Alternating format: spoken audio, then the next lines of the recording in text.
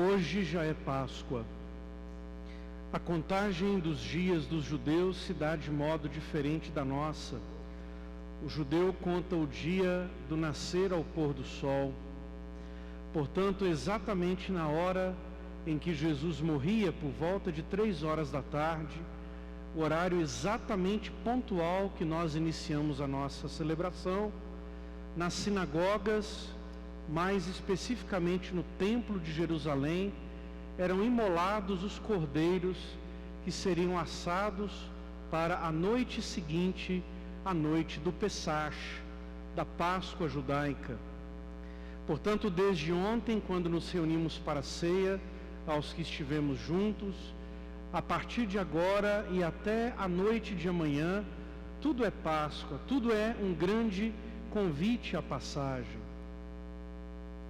Certamente é então inevitável que façamos uma comparação entre a morte dos cordeiros para a Páscoa e a morte do Cordeiro de Deus que imola pelos pecados da humanidade.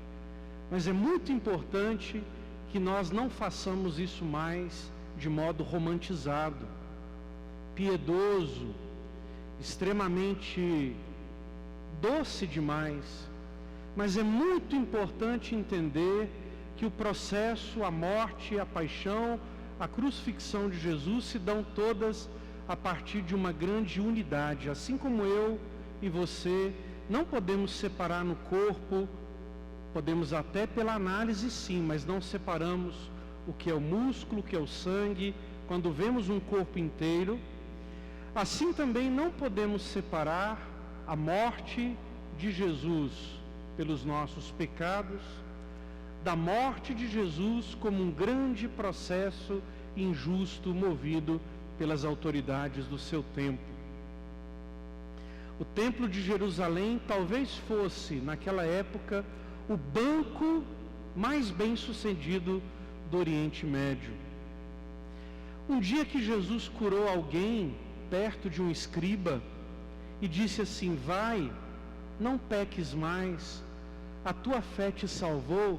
Jesus pega a espinha dorsal do judaísmo e quebra de cima embaixo ao meio, porque a religião judaica se baseava na expiação do pecado pelos sacrifícios, numa espécie de tabela, desde uma pequena rolinha, um pombo, até um cordeiro ou um gado maior, para que as pessoas fossem decretadas que o seu pecado estava expiado, elas precisavam recorrer a um templo ou a sinagoga e entregar um animal para que fosse sacrificado. Os escribas um dia disseram: esse homem tem que morrer.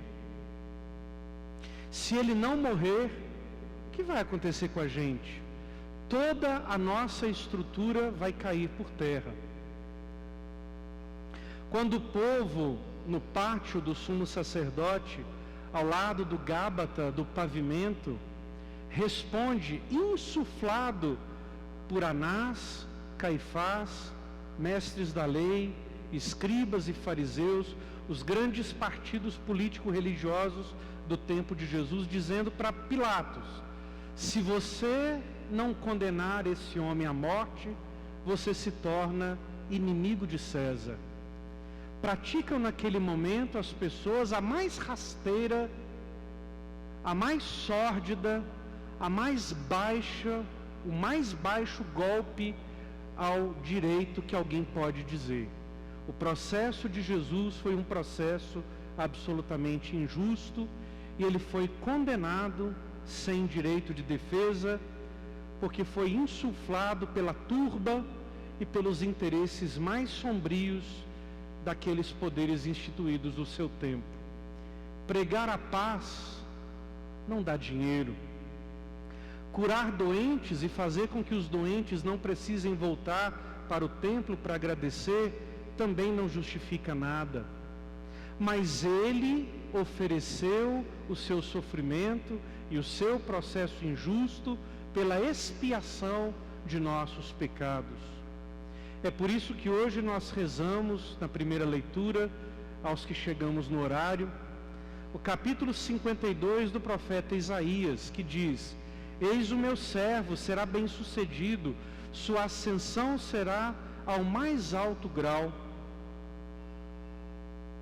Assim como muitos ficaram pasmados ao vê-lo, tão desfigurado ele estava, que não parecia ser um homem ou ter aspecto humano, do mesmo modo ele espalhará sua fama entre os povos. Essa fama se encontra no dia de hoje.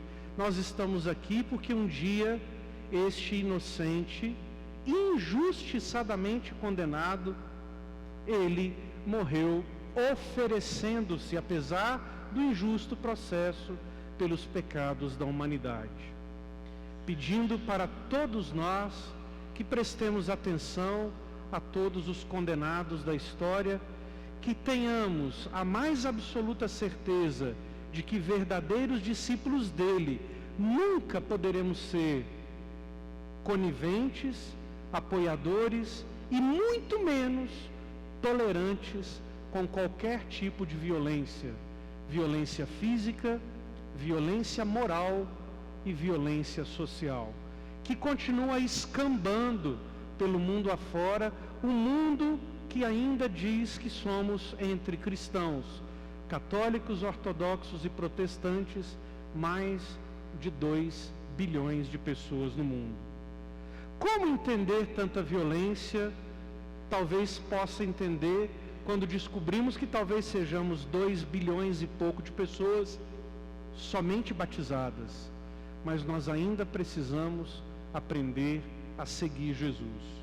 Aprender a seguir Jesus pressupõe que nossa humanidade ainda não entrou definitivamente, não fez a passagem do seu jardim.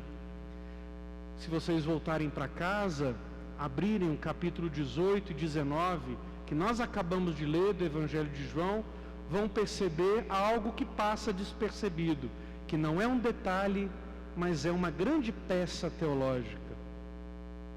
O Evangelho de João começa, da paixão, começa num jardim.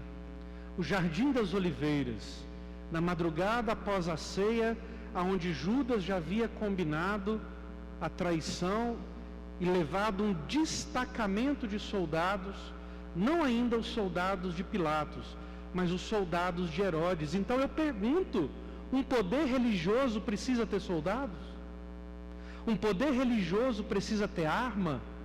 Arma é objeto de alguém religioso? Era a guarda de Anás e de Caifás, porque, como disse, o templo de Jerusalém era um grande banco. E termina a narrativa do Evangelho de João também em um jardim.